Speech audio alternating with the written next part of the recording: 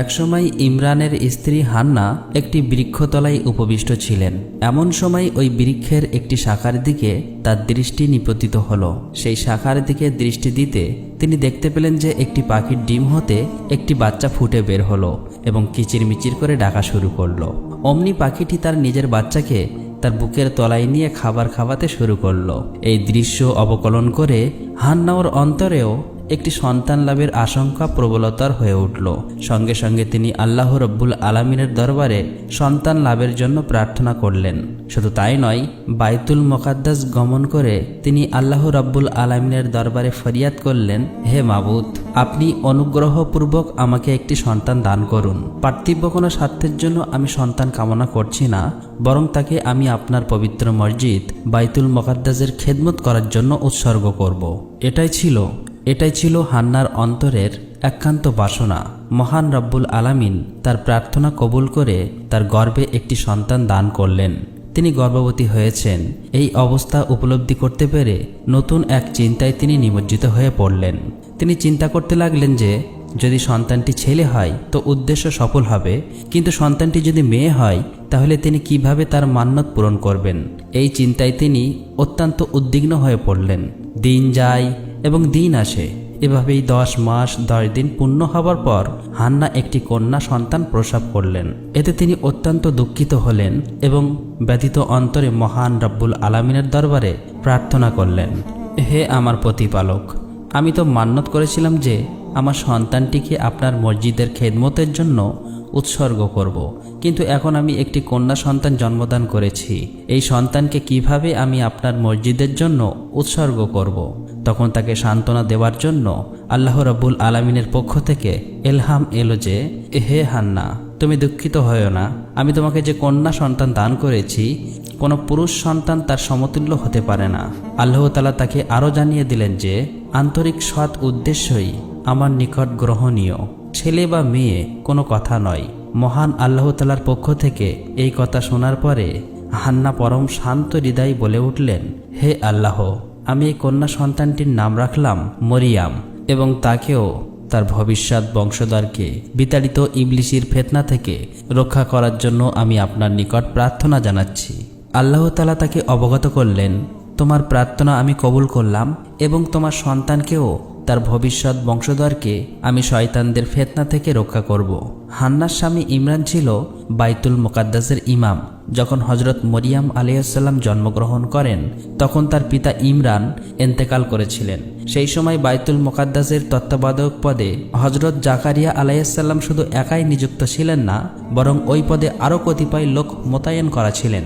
হযরত জাকারিয়া আলাইহিস সালাম ছিলেন তাদের মধ্যে অন্যতম। সুতরাং জন্মের পরে মরিয়াম আলাইহিস সালাম যথাসময়ে তার জননী হান্না নিজের মান্যত পূরণ করার জন্য বাইতুল মুকাদ্দাসে নিয়ে গেলেন। মরিয়াম আলাইহিস সালাম যেহেতু ওই মসজিদের প্রাক্তন ইমামের কন্যা ছিলেন, তাই তার প্রতি প্রত্যেকেরই একটা স্বাভাবিক স্নেহ বিষণ্ণতা কাজ করছিল এবং তার তত্ত্বাবধানের দায়িত্ব প্রাপ্তির আশঙ্কা প্রত্যেকের মনে ছিল। তারা প্রত্যেকেই এই বাসনা পোষণ করেছিলেন যে মরিয়ামের তত্ত্বাবধানের ভার নিজ দায়িত্ব গ্রহণ করার সৌভাগ্য অর্জন করবেন। সকলের মনে যখন মরিয়াম আলাইহিস সালামকে লালন পালনের বাসনা ছিল, তখন কে মরিয়াম আলাইহিস সালামকে লালন পালন করবে এই নিয়ে তাদের মধ্যে বাগবিদন্দা তর্ক বিতর্ক শুরু হলো।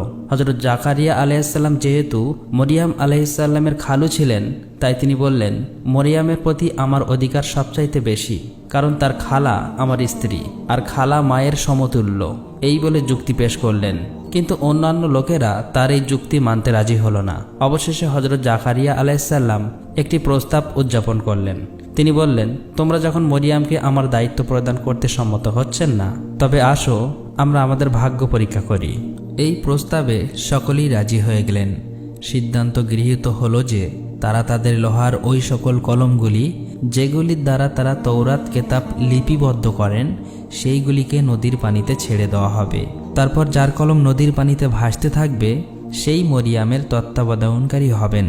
সিদ্ধান্ত অনুযায়ী সকলেই নদীর পাড়ে উপস্থিত হলেন। অতঃপর তারা তাদের কলমগুলি সেই নদীর পানিতে ছেড়ে দিলেন। দেখা গেল যে হযরত জাকারিয়া আলাইহিস সালামের কলমটি পানির উপরে একই স্থানে ভেসে রইলেন, কিন্তু অন্যান্য লোকের কলমগুলি পানিতে ডুবে গেল। তখন সর্বসম্মতিক্রমে এই সিদ্ধান্ত গৃহীত হলো যে হজরত মরিয়াম আলাইহিসসালামের তত্ত্বাবধান এবং লালন পালনের দায়িত্ব হজরত জাকারিয়া আলাইহিসসালামের কাছেই থাকবে। হজরত জাকারিয়া আলাইহিসসালাম মরিয়াম আলাইহিসসালামের লালন পালনের ভার দায়িত্বপ্রাপ্ত হবার পর একজন ধাত্রী রেখে মরিয়াম আলাইহিসসালামকে তার দুধ পানের ব্যবস্থা করে দিলেন। অতঃপর হজরত মরিয়াম আলাইহিসসালাম যখন একটু বড় হয়ে উঠলেন তখন মসজিদ সংলগ্ন একটি উত্তম ও নিরাপদ কক্ষে তার থাকার ব্যবস্থা করে দেওয়া হলো। তিনি ওই কক্ষে অবস্থান করতেন। হজরত জাকারিয়া আলাইহিসসালাম যখন কোনো কাজের জন্য বাইরে যেতেন তখন তিনি মরিয়াম আলাইহিসসালামকে কক্ষের ভিতরে রেখে তালা বন্ধ করে বাইরে যেতেন। আবার বাইরে থেকে এসে তিনি নিজের হাতে সেই কক্ষের দরজা খুলতেন। অন্য কারোর উক্ত কক্ষে প্রবেশ করার অধিকার বা সুযোগ ছিল না। মরিয়াম আলাইহিসসালাম উক্ত কক্ষের অভ্যন্তরে থেকে আল্লাহ রাব্বুল আলামিনের ইবাদত বান্দেগী করতেন। আর মাঝে মাঝে প্রয়োজন মতো তিনি কক্ষ থেকে বের হয়ে মসজিদ ঝাড়ু দিতেন এবং কখনো কখনো মসজিদের বিছানাপত্র ঠিকঠাক করে দিতেন এবং সময় মতো মসজিদের বাতি জ্বালিয়ে দিতেন। একদা জাকারিয়া আলাইহিসসালাম প্রতিদিনের মতো মরিয়াম আলাইহিসসালামের কক্ষ খুলে ভিতরে প্রবেশ করলেন। কক্ষ খুলে তিনি দেখতে পেলেন মরিয়াম আলাইহিসসালামের সম্মুখে অমৌসুমে ফল রাখা আছে। তখন তিনি বিস্ময়ে হতবাক হয়ে গেলেন এবং মরিয়াম আলাইহিসসালামকে জিজ্ঞেস করলেন, হে মরিয়াম, এই সকল ফল ও খাদ্য তোমার জন্য কোথা থেকে কিভাবে আসলো? তখন মরিয়াম আলাইহিসসালাম জবাব দিলেন, আল্লাহর অদৃশ্য ও অফুরন্ত খাজানা থেকে এসেছে। নিশ্চয়ই আল্লাহ তাআলা যাকে ইচ্ছা এভাবেই অফুরন্ত রিজিক প্রদান করে থাকেন। মরিয়াম আলাইহিসসালামের খালু হযরত জাকারিয়া আলাইহিসসালাম বৃদ্ধ পর্যন্ত নিঃসন্তান ছিলেন। তিনি নিজে বৃদ্ধ হয়ে গিয়েছিলেন এবং তার স্ত্রীও বার্ধক্যে উপনীত হয়েছিল। হযরত জাকারিয়া আলাইহিসসালাম দেখলেন হযরত মরিয়াম আলাইহিসসালামের কক্ষে অমৌসুমে ফল রাখা আছে। তখন তিনি চিন্তা করলেন, যে আল্লাহ মরিয়ামের কক্ষে অসময়ে ফল রেখে দিতে পারে, সেই আল্লাহ আমাদেরকে অসময়ে কেন সন্তান দান করতে পারবে না? অতঃপর হযরত জাকারিয়া আলাইহিসসালাম মহান আল্লাহ তাআলার দরবারে প্রার্থনা করলেন, হে আল্লাহ, তুমি যদি মরিয়ামকে অমৌসুমে ফল খাওয়াতে পারো তাহলে আমাদেরকে কেন বার্ধক্য বয়সে সন্তান দান করতে পারবে না? হে আল্লাহ, তোমার দরবারে আমার একান্ত এবং বিনীত প্রার্থনা, তুমি আমাকে একটি উত্তম সন্তান দান করো। মহান আল্লাহ রাব্বুল আলামিন হযরত জাকারিয়া আলাইহিসসালামের প্রার্থনা কবুল করলেন এবং তার জন্য ইয়াহইয়া নামের এমন এক পুত্র সন্তানের সুসংবাদ দান করলেন যার বৈশিষ্ট্যগুলি আল্লাহ রাব্বুল আলামিন পূর্বেই তাকে জানিয়ে দিলেন।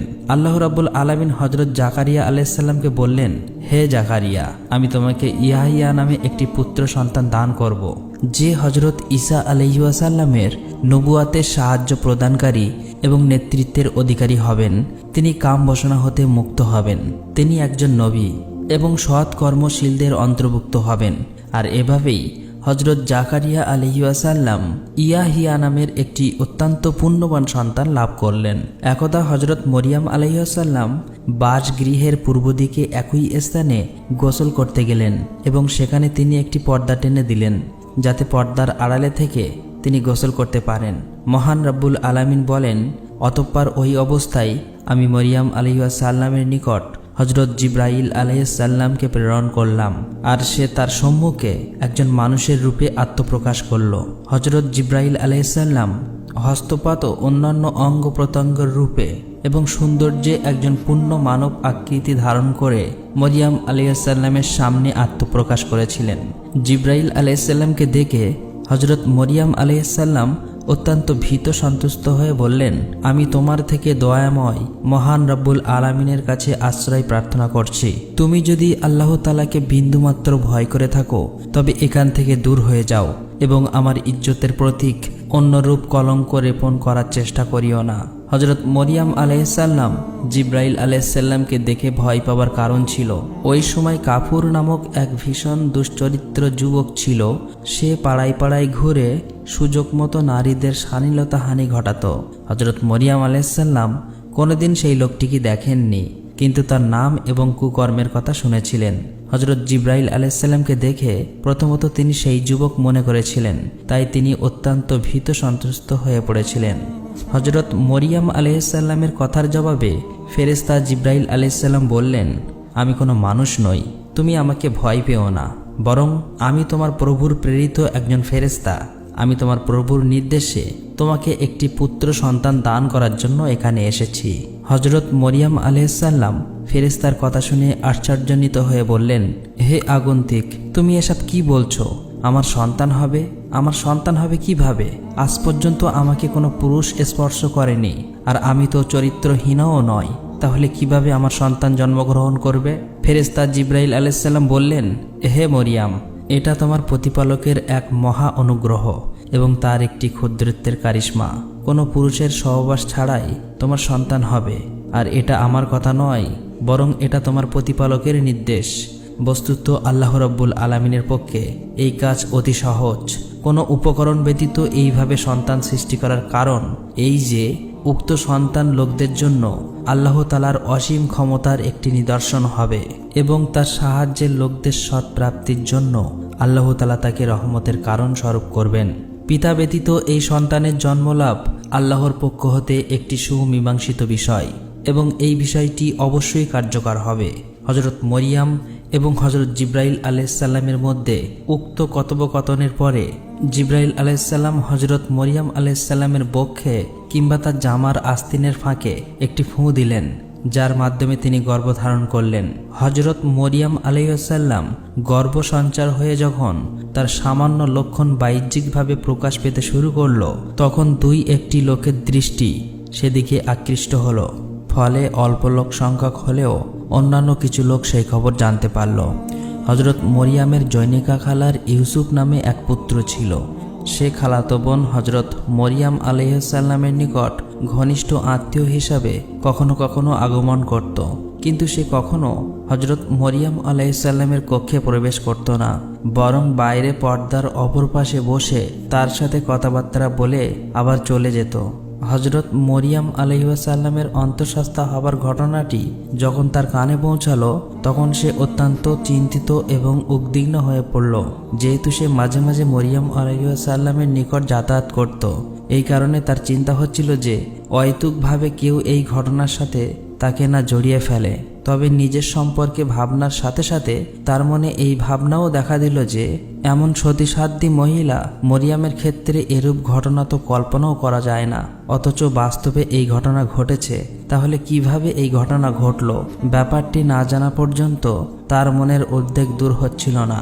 তাই শেষ পর্যন্ত একদিন সে হজরত মরিয়াম আলাইহিসসালামের নিকট গিয়ে উপস্থিত হলো এবং সে মরিয়াম আলাইহিসসালামকে বলল, কি হে মরিয়াম, দীর্ঘদিন খেয়েও সতীর্থ বজায় রেখে শেষ পর্যন্ত এটি কি করলে তুমি? যাই হোক, যা হবার তা হয়ে গিয়েছে। এখন বলো কিভাবে এই ঘটনাটি সংঘটিত হলো। ইউসুফের কথা শুনে হজরত মরিয়াম আলাইহিসসালাম বললেন, ভাই ইউসুফ, আমি আর কি বলবো, তোমার যা ইচ্ছে তুমি তাই বলতে পারো। ইউসুফ বলল, মরিয়াম, আমি একটা কথা বলছি। চাষি জমি কর্ষণ করে বীজ রোপণ করলে কেবল গাছ জন্মায়, কিন্তু বিনা কর্ষণ বা বিনা বীজ রোপণে কোনোদিন গাছ জন্মায় না। এমন নজির পৃথিবীতে নেই। হজরত মরিয়াম আলাইহিসসালাম জবাব দিলেন, আল্লাহ তাআলা সর্বপ্রথম যে গাছ পয়দা করেছিলেন তাতে কোনো বীজের দরকার হয়নি, শুধু আল্লাহর কুদরতে সেই গাছ জন্মেছিল। ইউসুফ এই কথার কোনো জবাব না দিয়ে তার মনের মধ্যে যে কথাটি উকিঝুঁকি মারছিল, এবার ঠিক সেই কথাটি হজরত মরিয়াম আলাইহিসসালামকে বলে বসলেন। তিনি বললেন, মরিয়াম, পিতা ব্যতীত কোনো নারীর গর্ভ হতে সন্তান গ্রহণ করেছে, এই রূপ কথা কি তুমি কোনোদিন শুনেছ? হজরত মরিয়াম আলাইহিসসালাম ইউসুফের প্রশ্নের জবাবে বললেন, তুমি পিতা ব্যতীত কোনো সন্তান জন্ম হবার কথা শুনোনি ঠিকই আছে, কিন্তু পিতামাতা দুইজন ব্যতীত যে সন্তান জন্ম হতে পারে তা কি তুমি কখনো শুনেছ? হজরত আদম আলাইহিসসালাম এবং হজরত বিবি হাওয়া আলাইহিসসালামের কথা কি তোমার মনে আছে? তাদের কি কোনো পিতামাতা ছিল? অথচ তারা দুজনেই পিতামাতা ব্যতীত সৃষ্টি হয়েছিলেন। এটা মহান আল্লাহ তাআলার মহান কুদরতের এক জ্বলন্ত নিদর্শন। তিনি যা ইচ্ছা তাই করতে পারেন। হজরত মরিয়াম আলাইহিসসালামের মুখে এরূপ অমূল্য ব্যাখ্যা শুনে ইউসুফ একেবারে নির্বাক হয়ে গেলেন। তিনি তার এই কথার কোনো প্রতিউত্তর করতে পারলেন না। তখন সে হজরত মরিয়াম আলাইহিসসালামের প্রতি যে সন্দেহ পোষণ করেছিলেন, সেই সন্দেহ হতে তওবা করে আল্লাহর দরবারে ক্ষমা ভিক্ষা করলেন। অতঃপর সে হজরত মরিয়ামের কাছে কৃতজ্ঞতা এবং ত্রুটি স্বীকার করে বললেন, মরিয়াম, তোমার প্রতি আমার পূর্ণ আস্থা এবং ভক্তি বজায় রেখে এবার আমি আমার মনের স্বস্তি ও প্রবোধ লাভের জন্য তোমার নিকট অনুরোধ করছি কি রূপে এই ঘটনা সংঘটিত হলো তা একটু আমাকে বুঝিয়ে দাও, যাতে প্রকৃত ঘটনা শুনে আমার অন্তরে আমি প্রশান্তি লাভ করতে পারি। হযরত মরিয়ম আলাইহিসসালাম তখন ইউসুফকে সবিস্তারে সত্য ঘটনা খুলে বললেন, আর সেই সকল ঘটনা শুনে ইউসুফ তার মনের প্রশান্তি লাভ করলেন এবং হযরত মরিয়ম আলাইহিসসালামের প্রতি পরিপূর্ণ বিশ্বাস ও আস্থা স্থাপন করলেন। কর্মক্রমে যখন হযরত মরিয়ম আলাইহিসসালামের প্রসবের সময় ঘনিয়ে আসলো, তখন তিনি প্রসব বেদনা নিয়ে ঘর থেকে বের হয়ে গেলেন এবং ঘর থেকে বের হয়ে লোকালয় থেকে দূরে নির্জন মরুভূমির একটি খেজুর গাছের নিচে গিয়ে বসলেন। ওই সময় তিনি বেদনায় একেবারে কাতর হয়ে পড়েছিলেন। উপরন্তু তার এমন কঠিন সংকটকালে তার সাথে কোনো সাথী ও সঙ্গিনীও ছিল না। এইরূপ সময়ে মনের কিছুটা শান্তি ও প্রশান্তি লাভের জন্য যে ধরনের উপকরণ থাকা প্রয়োজন ছিল তাও তার কাছে ছিল না। আর ওদিকে সন্তান জন্মলাভের কারণে যে দুর্নামের চিন্তা তাকে আরও ব্যতিব্যস্ত করে তুলেছিল। পরিস্থিতি তাকে এতটাই ঘায়েল করে ফেলেছিল যে তিনি মনে মনে ভাবতে লাগলেন, হায় খোদা, আমি যদি এই অবস্থায় পূর্বে প্রাণত্যাগ করতাম এবং বিস্মৃতির অতলে ডুবে যেতাম তাহলে কতই না ভালো হতো। এমত অবস্থায় মহান রব্বুল আলামিন ফেরেশতা জিব্রাইল আলাইহিসসালামকে মরিয়ম আলাইহিসসালামের নিকট পাঠিয়ে দিলেন। ফেরেশতা জিব্রাইল আলাইহিসসালাম আগমন করে হযরত মরিয়ম আলাইহিসসালামের বর্তমান অবস্থার পরিপ্রেক্ষিতে সরাসরি তার সম্মুখে না এসে আড়াল থেকেই তাকে সম্বোধন করে ডাক দিলেন, হে মরিয়াম, তুমি কোনো চিন্তা করো না, আল্লাহ রব্বুল আলামিন তোমার সাথে রয়েছেন। জিব্রাইল আলাইহিসসালামের আওয়াজ শুনে হযরত মরিয়ম আলাইহিসসালাম বুঝতে পারলেন যে এই ফেরেশতা ইতিপূর্বেও তার নিকট এসেছিল। ফেরেশতা জিব্রাইল আলাইহিসসালাম আবারও বললেন, হে মরিয়াম, তুমি তোমার নিঃস্বতা এবং দুর্নামের ভয়ে চিন্তিত হয়েও না। তোমার এই অবস্থার দিকে লক্ষ্য রেখে দয়াময় আল্লাহ রব্বুল আলামিন তোমার নিম্নের দিকে একটি ঝর্ণা সৃষ্টি করে দিয়েছেন, যা দেখেও যার পানি পান করে তোমার মন প্রসন্ন হবে। ওই ঝর্ণার পানি হযরত মরিয়ম আলাইহিসসালামের তৎকালীন অবস্থার প্রেক্ষিতে খুব অনুকূল এবং প্রয়োজন ছিল। অতঃপর হযরত মরিয়ম আলাইহিসসালাম খেজুর বৃক্ষের নিচে সন্তান প্রসব করলেন। ফেরেশতা জিব্রাইল আলাইহিসসালাম আড়ালে অবস্থান করে তাকে উপদেশ দিতে লাগলেন।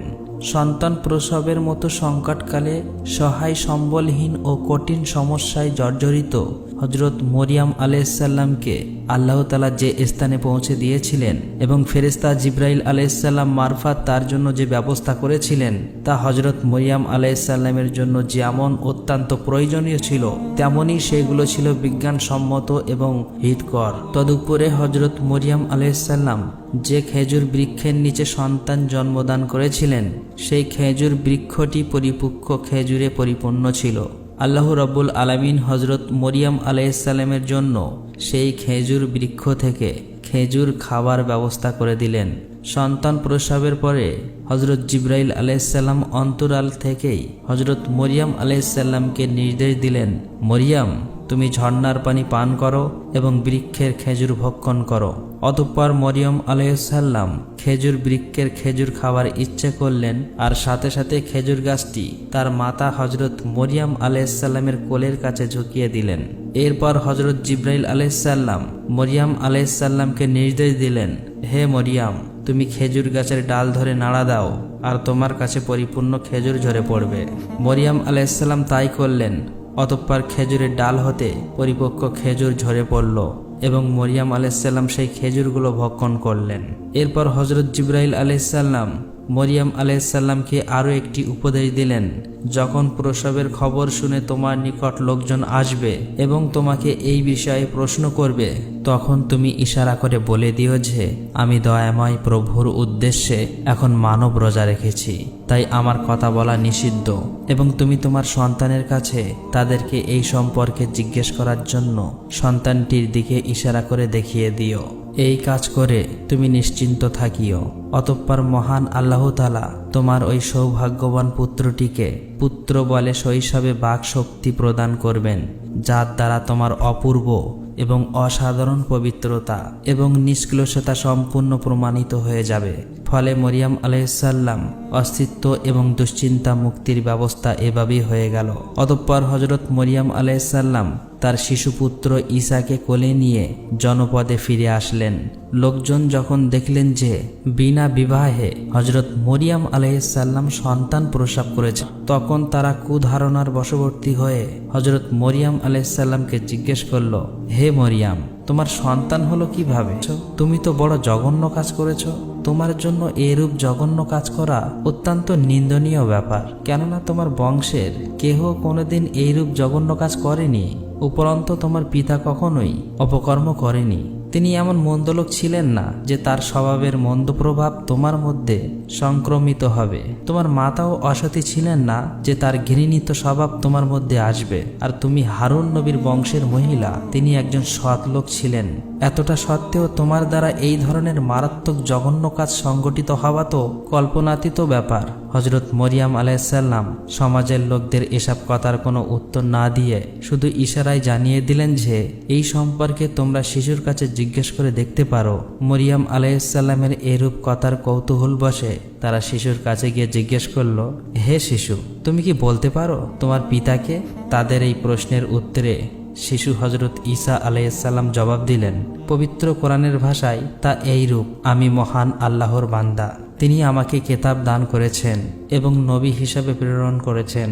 আর আমি যেখানে থাকি না কেন আমাকে বরকত দান করেছেন। তিনি আমাকে আজীবন নামাজ আদায়ের নির্দেশ দিয়েছেন। তিনি আমাকে আমার মা তার অনুগত করেছেন। অবাধ্য পাপাচারী নাফরমানি করেননি। যেদিন আমার জন্ম হয়েছে, যেদিন আমার মৃত্যু হবে এবং যেদিন আমাকে আবার জীবিত করা হবে, সেই দিন পর্যন্ত আমার উপরে আল্লাহর প্রদত্ত সালাম তথা নিরাপত্তা বজায় থাকবে। মোট কথা, হজরত ঈসা আলাইহিসসালাম জন্মের তার মাতা হজরত মরিয়াম আলাইহিসসালামকে পুত্র ঈসা আলাইহিসসালাম সম্পর্কে যে সমস্ত গুণাবলীর কথা জানিয়ে দেওয়া হয়েছিল, সেই সব কথা হজরত ঈসা আলাইহিসসালাম নিজের মুখে উচ্চারণ করে সকলকে শুনিয়ে দিলেন। বনি ইসরাইলগণ শিশু ঈসা আলাইহিসসালামের মুখের এই সমস্ত কথা শুনে বিস্ময়ে হতবাক হয়ে গেল। তারা বুঝতে পারল যে হজরত মরিয়াম আলাইহিসসালাম সতী এবং তার কোনো দোষ নেই এবং শিশু আল্লাহ রাব্বুল আলামিনের নির্দেশে জন্মগ্রহণ করেছেন এবং কালক্রমে একদিন শিশু নবী হিসাবে আবির্ভাব ঘটবে। তারা আরও বুঝতে পারল যে তার মা তার বিরুদ্ধে যে সকল অপবাদ দেওয়া হয়েছিল তা নিতান্তই অমূলক এবং অত্যাচার। এরপর হজরত মরিয়াম আলাইহিসসালাম হৃদয়ের টুকরো নয়নের পুতুল শিশু হজরত ঈসা আলাইহিসসালামকে পরম যত্নে লালন পালন করতে লাগলেন। প্রিয় দর্শক, এই ছিল হজরত মরিয়াম আলাইহিসসালামের জন্মের কাহিনী এবং আল্লাহর কুদরতে পিতা ছাড়াই হজরত ঈসা আলাইহিসসালামের জন্মের কাহিনী। সুপ্রিয় দর্শক, হজরত মরিয়াম আলাইহিসসালাম এবং হজরত ঈসা আলাইহিসসালামের এই ঘটনাটি যদি আপনাদের ভালো লেগে থাকে তাহলে অবশ্যই ভিডিওতে একটি লাইক দিয়ে চ্যানেলটি সাবস্ক্রাইব করে কমেন্টে আপনাদের মতামত জানিয়ে দিন। আল্লাহ হাফেজ।